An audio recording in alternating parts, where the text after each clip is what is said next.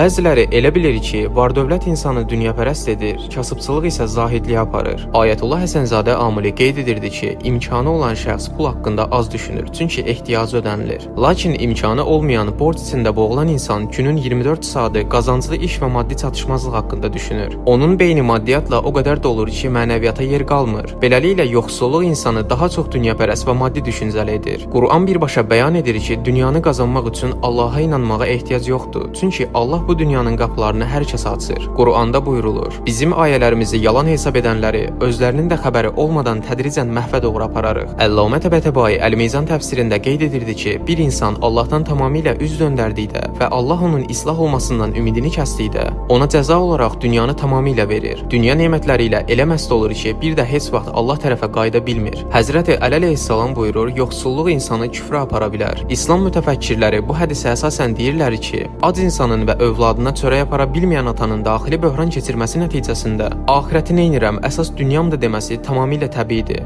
Çünki fiziki ehtiyaclar ödənmədən mənəviyyatdan danışmaq insanın təbiətinə ziddir. Şəhid Mürtəza Mütəhərri yazırdı ki, maddi cəhətdən tamamilə asılı və möhtac olan insan müdirinə və zalım sistemə boyun əyməyə məcbur qalır. Çünki evdə ac uşaqları var. Azad olmayan qulun mənəviyyatı isə saxtadır. Həqiqi irfani azadlığa çatmaq üçün insanın qarnı tox, gələcəyi təminatlı olmalıdır ki, heç kimə baş əymədən sadəcə Allaha bəndəlik edə bilsin. Allahın iki növ rəhməti var: rəhmaniyyət və rəhimiyyət. Rəhman rəhməti ümumidir. Allah bu dünyada ruzi qazanmaq üçün qoyduğu təbii qanunlara əməl edən hər kəsə, möminə də, kafirə də ruzi verir. Kim çox çalışsa, o da qazanır. Bunun üçün müsəlman və ya mömin olmaq şərt deyil. Allah adildir. Kafirin də əməyinin qarşılığını dünyada verir. Amma rəhim rəhməti xüsusidir. O yalnız möminlərə verilən batini huzur, nur və əbədi axirət səadətidir. Quranda buyurulur: İnsana bir sıxıntı üz verdikdə, uzanaraq da, oturan yerdə də, ayaq üstə də bizə dua edər. Lakin onun sıxıntısını aradan qaldırdıqda, sanki ona üz vermiş bir sıxıntıdan ötürü bizə heç dua etməmiş kimi çıxıb gedər. İnsan fitrətən Allaha möhtac olduğunu bilir. Lakin zahiri səbəblər yerində olanda bəsirəti korlaşır. İnsan Allahı tapmayana qədər daxilindəki qorxu, gələcək qayğısı və narahatlıq bitməz. Əllamə Qazi öz tələbələrinə tez-tez xatırladardı ki, Allaha ibadət və müraciət təmənnasız olmalıdır.